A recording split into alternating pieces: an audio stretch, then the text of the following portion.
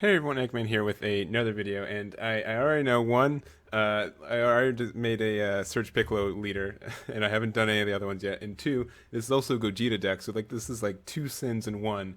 But I'm hopefully making up with it because I have a gameplay at the end of this, so hopefully that will keep you guys entertained enough for me to kind of recycle some of this, ideas and stuff. And I also want to say this is not my original idea. I've been seeing people talk about this all on the Facebook and everything. So, but honestly, I wanted to try this out. I've seen a lot of people complain about Gogeta, so I just strictly said, okay, let's build a deck, let's see how it does, and go from there. And honestly, I think this deck is definitely pretty powerful in the right situations. I don't know. Maybe I think I'm going to make another video in like a day or two about Gogeta and my thoughts about him in this upcoming meta. But I definitely think this deck is super powerful. So let's talk about Piccolo real quick, the leader. If you don't know how the Surge leaders work yet, so one, the way you awaken is that you put one blue card and one green card under your leader, and then you draw you draw three cards, and then you flip one of your energy to active mode, and then it has these Surge abilities. Both of these abilities that Piccolo gets are fantastic. So once per turn, you have to be at 3 or less life, which is kind of scary, but you get the effects of either you choose two cards from your opponent's hand and send them to their warp, or you can choose one blue-green multicolor card in your drop area, negate its energy exhaust, then place it in your place it in your energy. So both these effects are fantastic, and both help out your 7-drop Gogeta. So in the vein of both of these, the idea is that either one, if your opponent's being really aggressive, you can simply ramp for free once on their turn, once on your turn, and then can just get to 5 energy super quickly and then go off with Gogeta. As long as you have enough blue green cards in your drop area, that's like the only caveat, but that can be very good. And then additionally, if you're playing more control heavy deck, you can play this Gogeta, send them down to 3 cards, and then you can use the other one. You can drop them down to 1 card, which is very scary. And if you're playing against a Surge leader, that means that you have to, they have 2 cards in hand, and then they have to put 1 card in their energy if they want to, ramp up. And then if they do, they have to find another card somehow to make sure that they can Surge still. So definitely very good, very powerful, maybe oppressive. That's pretty much the idea. So and so the cards that I chose, another just good thing is that this is the ability of the non-awakened side is that you look at the top card. If it's you can choose if you want to put it on top of your deck or bottom of your deck, and then you draw cards. You draw 2 cards every turn without attacking, so that just builds advantage for you without giving your opponent any advantage. And it also means that you can help find the cards you need, and then like once you find like one objection or one Gogeta, you can put the other ones on the bottom because you don't need them anymore. That can just be very helpful. And the fact that you also get to look at the top card before even seeing what your energy is, like before placing an energy, I think that helps out a lot too. So obvious cards. So 3 Gogeta. I think this is enough. I don't think you need to go 4. This is also kind of a tight deck, so the ratios are kind of weird. But 3 of him. We also have let's see, 3 Ultra Instinct Son Goku, the Unstoppable. Just 1 is a Goku, that's 20k, so this can be used for Union. But also we get a lot of energy in this deck, and so this is a great counter card for that. On top of that, you also have At All Cost Vegeta. If we're playing against a deck that doesn't awaken us a lot, this is great for doing that, being able to take 2 cards from alive, and also just a triple strike is fantastic, especially if they don't have anything in deck anymore. Or like if they don't have a hand, this card can just clean up as well. Just like an alternate win condition, which can also be played with this Piccolo Cunning Strategist. So it doesn't get its effect loses, but there's just the fact that you can play 2 cards for 3 energy is good. Piccolo's you really need this card because it's a burst 3, and we need to get to 10 cards into our drop area. That can be kind of tricky without any alternative ways, since we don't really put cards in our drop. So being able to have this card is good for there. And so that's something. Also, something to think of is that you can use your Piccolo's ability to put cards from under it to your drop area. So that's like another way you can kind of build like 1 or 2 extra cards in there. But there's that. And then also we have the Piccolo Simulate ability. Fantastic card. If you're able to get this out a turn earlier, that's good with the 4-drop. And then you already have Bond set up and all that. So just being able to be control heavy and then gain card advantage and make your opponent not want to do anything.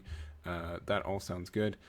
We are also running Vegeta the Cruel because this is to just punish our opponent for really doing things.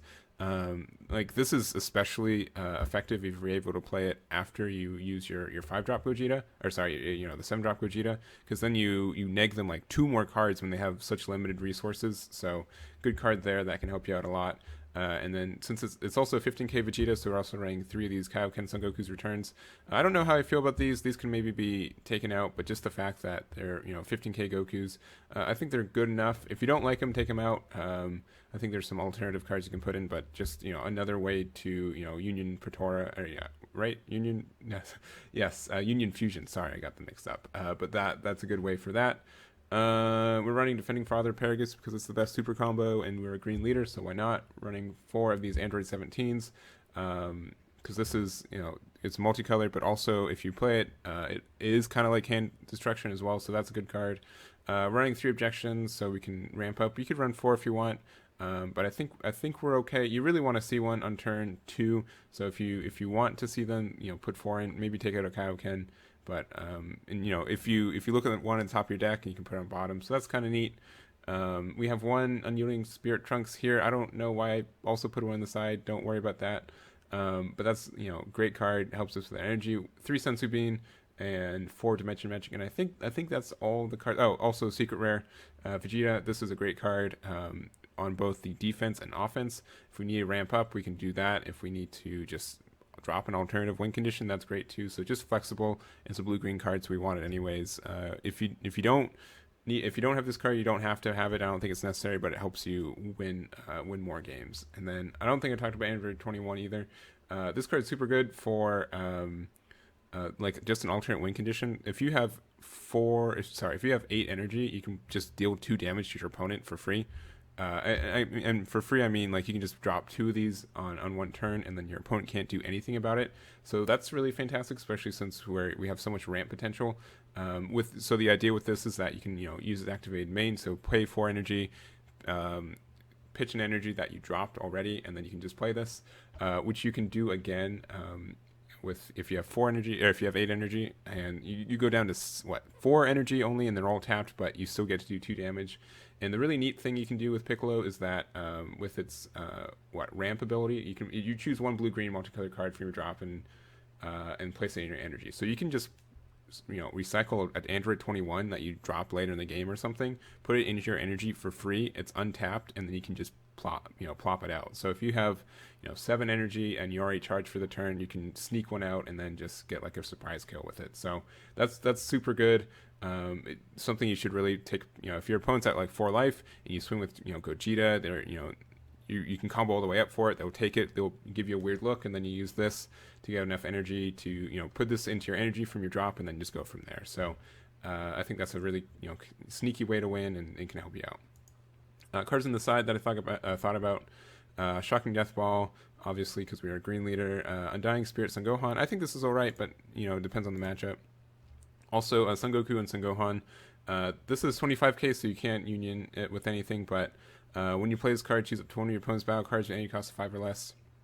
Place it in their owner's energy, then your opponent chooses 1 card in their hand, place it in the drop area. So it is kind of costly for 2, but it's just more hand destruction and card destruction. So if you're don't know what to do on turn 4 or so, this could be a really good backup card. So I think this could be used. I also meant to put in, and I didn't. Let me find it real quick. It's the 3-drop Toa, Dark Temptation Toa. So if your leader card is green or yellow, you just choose 1 of your leader cards. It gains plus 5k power for duration of the turn, and then your opponent chooses 1 card in their hand and places it in the drop area. So if you just need, if you want to finish the combo, you Sparking, you use the Gogeta, you have Sparking 10, do that.